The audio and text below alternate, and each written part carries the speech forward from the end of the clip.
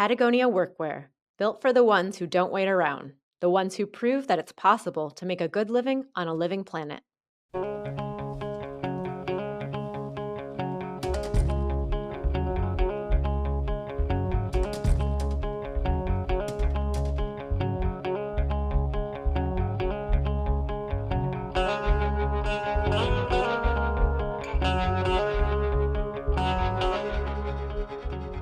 Welcome back to another episode of Against the Grain, the Farm Aid podcast, where we aim to give you a deeper understanding of our agricultural landscape while also celebrating family farmers the way we do at our annual Farm Aid Festival. I'm Michael Stewart Foley. And I'm Jessica Elise Kern. Michael, how have you been? Pretty good, though I've got Dave Matthews' Don't Drink the Water stuck in my head, which is a little weird. Don't get me wrong, I think it's a great song, but it's also kind of depressing. It's clearly a song about colonialism, about the powerful pushing other people off of their land. But then that's also relevant to what we're talking about this week.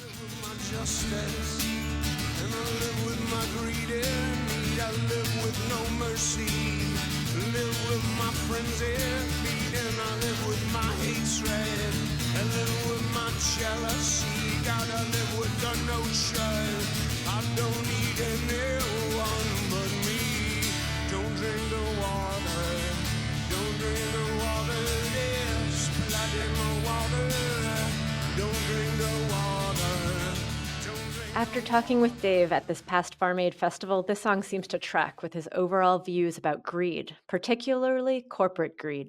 Yeah, it was great to chat with him backstage. It was a little bit noisy, but we had some great interviews back there and got some great content. And he was really good because he got into corporate greed when you asked him about politics. So one of the things we're talking about with a lot of artists is if you would consider yourself a political artist.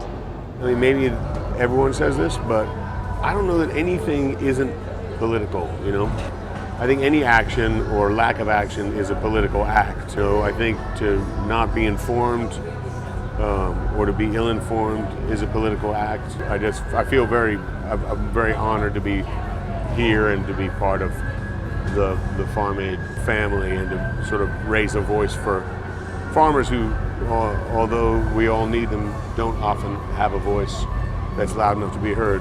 And, and true farmers, not where what they call conventional farming now is, it's unfortunate that it's called that. Like we say, that's the norm, is the sort of toxic, profit-driven farming.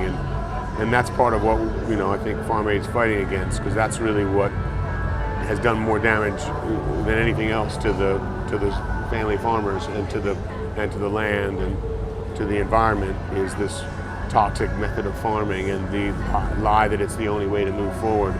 It's the only way not to move forward.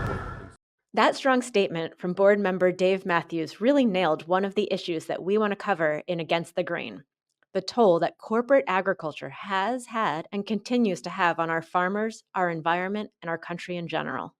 Dave almost describes it as a disease that we have allowed to fester. I do think it is foundational. The mistreatment of farmers that this country allows and almost endorses on a political level is shameful, and we need to do all we can to turn that around so that not only for the family farmers, but for all of us and for the health of the planet. If there's something I'm against, it's this sort of the idea that a world that's devoted primarily to profit and primarily to paying its shareholders. And the strange part of it is, I'm sure there's lots of shareholders of companies that, whether they're oil companies or they're, the giant farming corporations, I'm sure those shareholders know that the model isn't right, but there's no off-ramp in that model. The corporate model is one that is driven only by profits. So costs have to go down and profits have to go up, and there has to be growth. We don't eat profits, we eat food. I really appreciate Dave's assessment of the industrial corporate agriculture model that dominates our farm and food systems. But the question I kept asking myself as he was speaking was, how the hell did we get into this mess? And what is it like for farmers stuck in these corporate contracts? Yeah, exactly. So stick around and hear what we found out.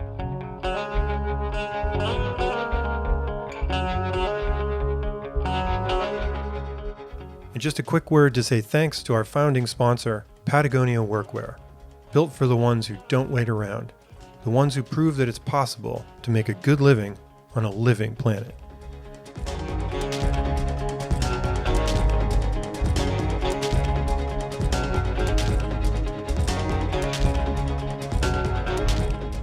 Welcome back to Against the Grain. Jessica, you've been traveling recently, right? Remind me, where were you? Good memory. I took a road trip to Chicago, which was lovely. And actually, along the way, I thought long and hard about agriculture. Wait, let's get some road music. On the road again. Just can't wait to get on the road again. The life I love is making music with my friend. And I can't wait to get on the road again. Nice music choice. I also love it that when you're driving the highways of America, you're thinking long and hard about agriculture. And of course, working for Farm Aid, I do that too, but my kids give me a really hard time because I'm constantly talking to them about birds of prey that I spot on the highways, Hazards of the job, I guess. I guess. If you've never been, Chicago is magnificent. A truly sparkling metropolis with tall buildings and millions of people scattering this way and that. And then, as I drove east on I-90, I passed into Indiana. This was just as the sun was starting to set, and the interstate took me along rural farm country. I passed idyllic-looking farms that were illuminated by the setting sun. And honestly, it does sound cliche, and I know that as the song goes, it's supposed to be grain, but the rows of corn were almost amber. And then, right around the exit for Shipshewana, Indiana, I passed along these long, narrow buildings, row after row of them. I know where this is going. Were they CAFOs?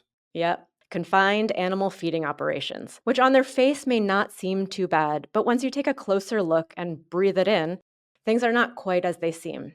Those beautiful rolling hills were spotted with these sterile buildings containing thousands upon thousands of animals raised in confinement. And in this particular area, it's mostly chickens. Right. CAFOs have been on the rise for decades, basically since the 1980s and 90s when Farm Aid was brand new. As Americans continue to increase our meat consumption, fewer and fewer farms produce that meat because the industry has been steadily scaling up to crush competition and maximize profits. And I'll note the poultry industry has changed to support our growing consumption of chicken. We're at the point right now where the average American consumes about 90 pounds of chicken a year. That's more than double the amount we ate just 40 years ago. The top 4 poultry firms control almost 60% of the market. You may have heard of them: Pilgrim's Pride, Tyson, Purdue, and Sanderson Farms. Yeah, that's such a poignant example of what's meant by corporate concentration, right? When production in one industry is concentrated in the hands of so few companies. Hearing from Dave Matthews earlier, I realized we're lucky that farm aid artists understand the intricacies of this kind of farming. To dive deeper into what it's really like to be a farmer in this situation, we called up Craig Watts, who's a former contract poultry grower. My name is Craig Watts, and I live on my family farm that has been in our family since we have a land grant from the Kingdom of England, so we've been here a while. I'm a recovering factory farmer, raised chickens for 23 and a half years under contract for Purdue Farms. Got out of that in 2016, kind of shifted my production to something smaller and more enjoyable, and then got into some advocacy too. It's a lot better on this side than it was from the inside looking out. Craig grew up on a farm in southeast North Carolina. As a young man, he left farming for a while and then caught the bug and came back home to that same farm in North Carolina. This was in the early 1990s. If you'd asked me 10 years prior to that, I would have never wanted to see the farm again. But I had this strong longing to get back. Starting a row crop operation, it made no sense with our small acreage and the price of equipment. So that exact moment, the chicken companies came in and were courting farmers to build the houses. And, it looked like a much better deal than a row crop operation that showed positive cash flow from day one. I could get financed fairly easily. I had a strong agriculture background. I had a business degree. It just seemed like a perfect fit. Seemed like the perfect fit is really the key here, because in reality, Craig got pulled into a system that took advantage of him and his family farm. The way it works is the farmer borrows the money. He has the land.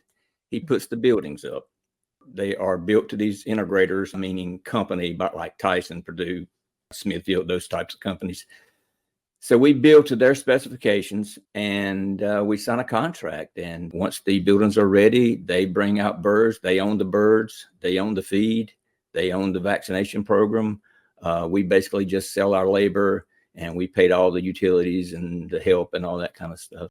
John Oliver put it best.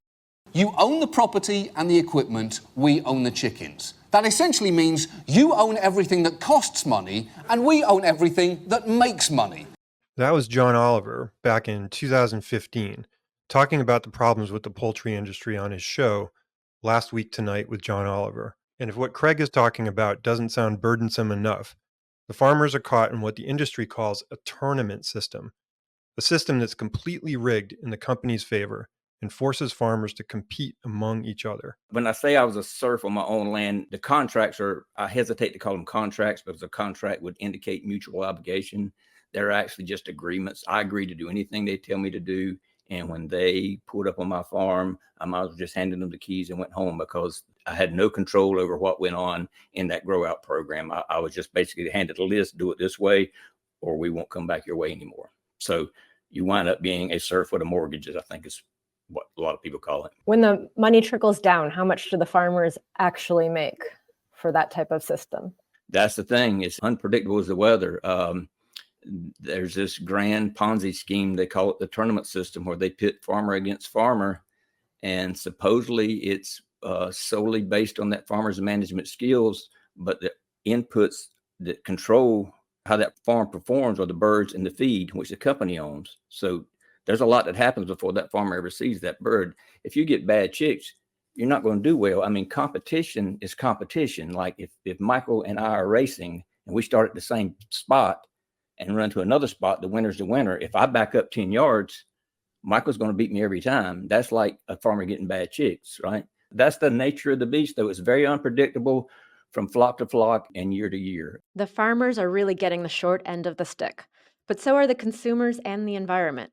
Do you remember how Craig told us about the terrible conditions that they had to create so that their farm was consistent with other farms? Right. It was awful. The animals are kept inside without ever seeing the light of day in tiny spaces where they can't move.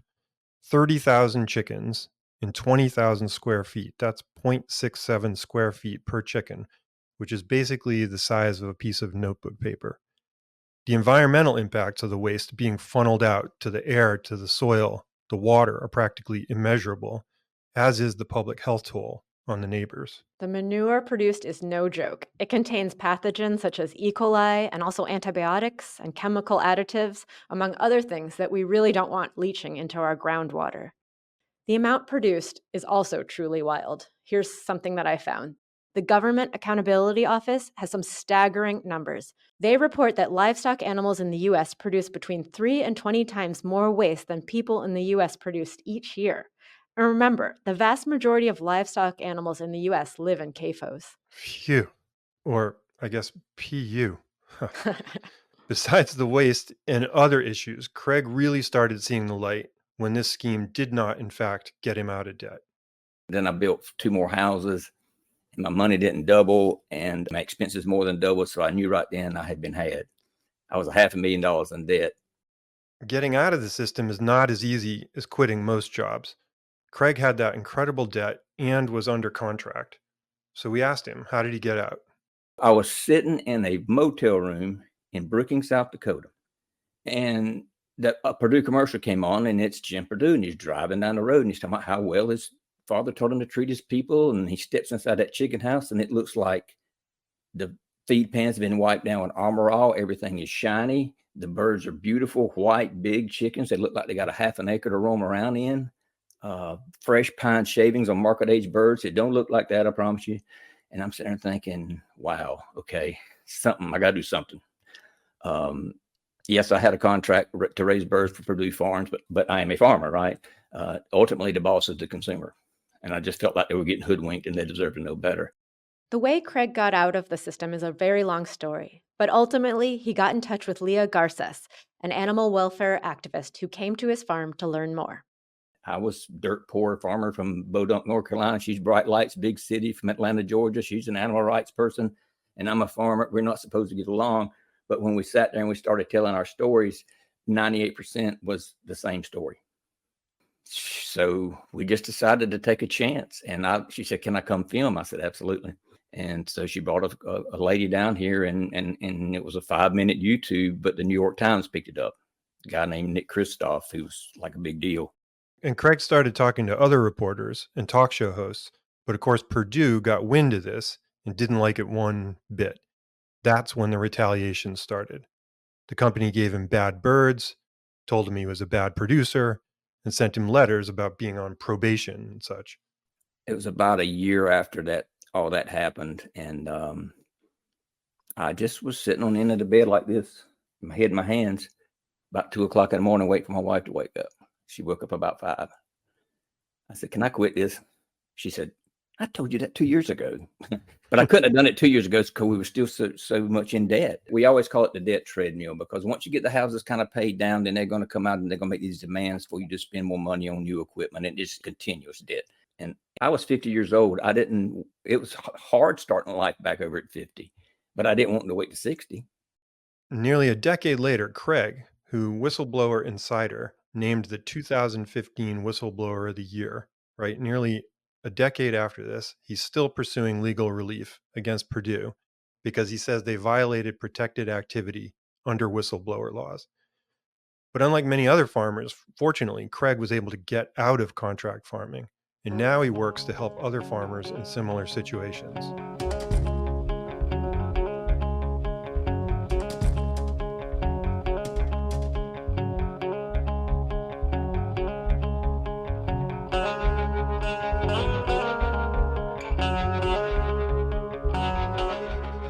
We really want to drill down on how our agriculture system went from idyllic pastures and barnyards to industrial scale row houses filled with chickens or hogs packed so closely together that antibiotics are a necessity just to keep diseases at bay. So we caught up with Tim Gibbons of the Missouri Rural Crisis Center. He's a longtime friend of Farm Aid and an amazing organizer. Tim told us that in the U.S., Missouri is second only to Texas in farming operations, also second only to Texas in cattle operations, and that as recently as the 1990s, Missouri was a national leader in hog operations. A lot of our members used to raise hogs, and, we've seen what's happened to the hog industry, specifically in the late 80s and through the 90s. The vast majority, nearly 90% of Missouri hog producers were put out of business in one generation. Over 80% of U.S. hog producers were put out of business in one generation. You had hog farmers in Missouri for centuries, right? What was the mechanism by which they started to get squeezed and overtaken by corporate agribusiness? That's a good question. Hog production in Missouri has been historically, an economic driver in our local communities. Why was that a big deal in Missouri? First of all, you didn't need a lot of land to raise hogs. So you could raise them on small plots of land. They grew out quickly. So hog farmers jumped in and out of the market based upon where the price was. So when prices were low, they jumped out of the market. And when prices were high, they jumped into the market. And that created a self-regulating marketplace, truly, marketplace that was designed based upon supply and demand. That's what capitalism is supposed to be all about. What happened was in the late 80s and early 90s, policies and specifically, millions and now billions of dollars of our taxpayer money has fueled the industrial corporate takeover of the hog industry. It fueled industrialization. It fueled hogs being grown out in huge barns, and not just, hundreds of hogs, but thousands and tens of thousands and hundreds of thousands of hogs. And what that did is it created overproduction. So they intentionally overproduce within the marketplace, and what overproduction does is keeps the price artificially always low. And when prices are always low, that kicked all the independent hog farmers out of the market. They could no longer compete. So basically, hog farming and chicken farming followed the same track into industrial scale production. The independent family farmers who used to raise chickens and pigs were pushed out of the market, leaving behind only a few mega corporations to rule the marketplace. Sound familiar? Right now, we have 4 corporations that control over 70% of the hog marketplace, and 50% of the hog marketplace is controlled by 2 foreign multinational corporations, JBS out of Brazil and Smithfield out of China. But they always have a buyer. They always have a buyer in the U.S. government. The U.S. government, through the Agriculture Marketing Service, buys millions and billions of dollars worth of pork to feed the government programs, and they're vertically integrated, so they can make money on multiple parts of the supply chain. Right. So I'm a historian, so this reminds me of the 19th century, right? This sounds like the oil industry when companies like Standard Oil wiped out local and regional producers by selling oil at such low prices that the little guys could not compete. And once the competition was wiped out, Standard Oil and a few other companies controlled the market, not just in the US, but internationally. So now it's the pork, the beef, the chicken industries that are following that model. And as Tim points out, it's not like it's because they're good guys trying to feed the world.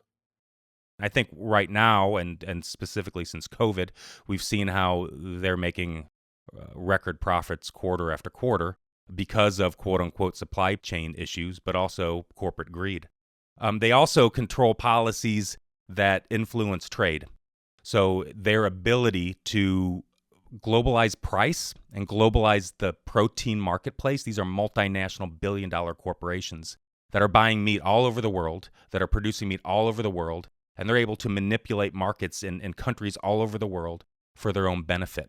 One example within the cattle market, in 2022, we imported 3.4 billion pounds of boxed beef, and we imported 1.6 million live cattle from all over the world. Live cattle mostly from Canada and Mexico, but boxed beef from all over the world, Brazil, Nicaragua. And what that allows these traders to do and these meat packers to do is undercut farmers, not only in our country, but in countries all over our world. Well, this is all pretty grim.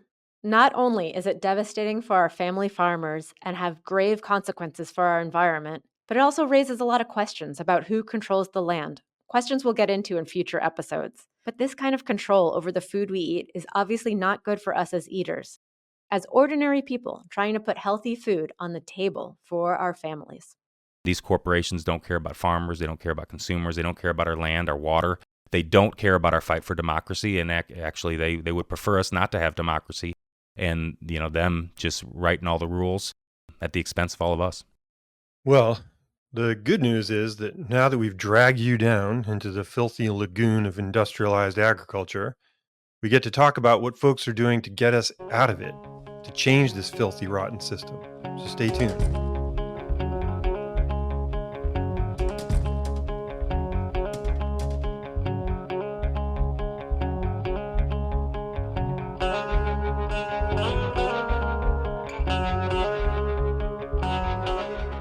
Welcome back. Michael, listening to Craig and Tim talk about the industrial agriculture system, it's hard not to think about the work that Farm Aid and our allies were doing back in the 1990s to confront what everyone then called factory farming. Yeah, exactly. Although Farm Aid started out trying to help fend off farm foreclosures and keep banks from pushing farmers off the land in the 1980s, by the 90s, Willie Nelson and Neil Young and John Mellencamp were joining thousands of farmers in protesting against CAFOs being built in farm country. I know. I love that image that you recently dug up from our archives. It's an image of Willie and his sister Bobby setting up to perform at the farm protests in Lincoln Township, Missouri in 1995. It was a great photo. And actually, if anyone wants to see it, you can see it on our website. These high-profile challenges to factory farming in the 90s were not enough to end the practice. There are still many organizations working hard to change the system of agriculture in this country. Here again is Tim Gibbons. Organizations like Farm Aid and organizations like Missouri Rural Crisis Center and our allies have been working on these issues for literally decades. One of the main purposes of our federal government is to enforce antitrust law so that there's competition in our marketplace. I mean, this isn't just me saying this. This goes back to Adam Smith and the Wealth of Nations. The father of laissez-faire free market capitalism. You can't have monopolistic control of markets and have free market capitalism. It doesn't work. And you also can't have monopolistic control and truly have a representative democratic process. The Farm Bill is one of the places to make significant change. Our allies are trying to make headway there. The Farm Bill is a policy driver for the things that we're talking about right now. We need policies to be much different in our farm bill. We do not need a status quo farm bill. Instead, we need to funnel money to independent family farmers so that they can be stewards of the land, have conservation on their land, but also, support their local economies. This is also really important for consumers because right now, when just a few multinational corporations control the market, what they can do is they can charge whatever the market will quote unquote bear. So they'll charge as much as they can until they get a little pushback, So they're trying to have their spread as broad as possible. And that spread means, their goal is to pay producers less, charge consumers more, and make more of that money in the middle. The Farm Bill was supposed to be renewed this past September, but the Senate recently passed the House Continuing Resolution to extend the 2018 Farm Bill through September 2024. So we have a little less than a year to push for the change we want to see. We need policies that are written by and for farmers and consumers and, make greed and extraction of wealth not the priority, but instead our local economies and our U.S. economy as a whole. Who's going to own that land later? Is it going to be family farmers and local people and Missourians and people, in Iowa, or Iowans going to own it, and Minnesota or Minnesotans going to own it? Or is it going to be Wall Street? Is it going to be absentee owners? Is it going to be, Chinese multinational corporations or Brazilian multinational corporations? We know that's not our values, and we don't think that's good for our country. We're going to spend more time digging into the Farm Bill in upcoming episodes of Against the Grain. But we want to pivot to what can all of us do? Is there any hope? So for our listeners, is there anything that they can do? Yeah, there's lots of things that we can do together. I mean, one of MRCC's slogans is working together to make a difference. First and foremost, there is no silver bullet to fix this problem. There have been lots of things that have created the issue, the problem that we're in and the system that we're in right now. We're going to need, a lot of policy prescriptions and solutions coming out of it. One thing is buy locally. Buy from your family farmer. Support local restaurants that support local family farmers. Ask grocery stores to support local family farmers. We also need to demand from our elected representatives that they actually represent us, that they represent the vast majority of us. So when we're voters, when we go to campaign events, when we talk to, our state reps who may be, in Congress someday, when we talk to people in the media, we need to talk about these issues. What I know, being an organizer for now 20 years and being an organizer that works with mostly farmers and rural people, but also brings people in the same room from vastly different political, ideological spectrum, is when we bring people in the same room and talk about these issues, everybody's shaking their head yes. And that tells me that we're telling the truth, that we're actually listening, and that people agree with us on these really large issues that impact all of our lives. Right. I love that. These are all things that we can all do, right? We can all contact our elected officials. We can buy locally. We have lots more ideas that you can share with everybody, your friends, your family, that are going to be available on our website.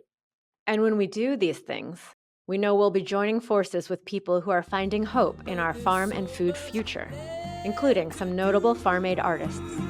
Hello, Carolina morning. Hello, Mississippi dawn. Oh, Carolina, you can ride the sleep out of your eyes.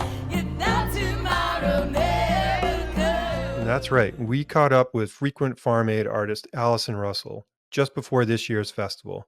And I loved the way she framed the struggle. I'm Allison Russell. I'm a mother, a musician, an activist, an author, an artist. And I live now in Nashville, Tennessee, but I'm from Montreal, Quebec, Canada. I'm a Scottish Grenadian Canadian, a queer, Black, new immigrant to America. And I believe very deeply in the harm reduction work that Farm Aid is engaged in. And I'm particularly excited about climate resilient farming techniques and the transformative family farms that are springing up everywhere to help pull us out of the tailspin of intense and potentially species-ending abusive extractive practices that we have been trapped in for too long. Allison, like many other artists, authors, and political activists, points out that we really can vote each and every day. Right. I'd venture to say 3 times a day. Craig Watts said to us that we vote with our forks 3 times a day. I think it's significant. Where do we put our dollars, and what are the political ramifications of where we put those dollars? If we are putting our dollars into massive extractive factory farms that where, for example, I think about as a touring artist who's driven up and down the I-5 all of my career, it just makes you despair of humanity when you drive by this. It's a massive, massive factory farm where cattle are kept in completely inhumane circumstances. Any artist that's driven the I-5 knows when it's miles and miles of cattle just packed shoulder to shoulder in completely unsanitary, inhumane, unsustainable conditions. And the difference between that, and I just did a tour of Ireland opening for a wonderful artist called Hosier, and there's no such thing as a factory farm in Ireland. And you drive through the rolling countryside, it smells beautiful. There's green rolling hills. They're the happiest cows you've ever seen in your life. And when you go in and eat a meal, it is a palpable difference. If we don't get our food supply right, it so exponentially harmfully impacts every other thing that we're facing. It's awesome how Allison frames the solution as harm reduction. And of course, who doesn't want to reduce harm? Do you want to do something about this situation? Take action? Head to our website where we have a way for you to do that. You can tell the federal government to improve their buying practices and address their role in this whole corporate concentration mess. Go to www.farmaid.org/podcast. There you'll find a link to the action Jessica is talking about. While you're on our website, check out photos from these interviews, including backstage pictures with Dave Matthews. We also have archival video and music from this episode. In our next episode, we'll talk about Black land loss and issues of Indigenous land and knowledge in agriculture. And what's something you want to hear about? We'd love to hear from you. So please write to us at podcast@farmaid.org. And for all the things we've mentioned and to get involved, be sure to visit our website. Again, that's www.farmaid.org/podcast. Against the Grain was written and produced by us, with sound editing by Blurry Cowboy Media. Our theme music was written and performed by Micah Nelson. And thanks so much to our guests, to Dave Matthews, Allison Russell, Tim Gibbons, and Craig Watts for speaking with us. Be sure to check out Dave and Allison on tour and listen to Allison's brilliant new album, The Returner. Thanks so much for listening. We'll chat with you next time.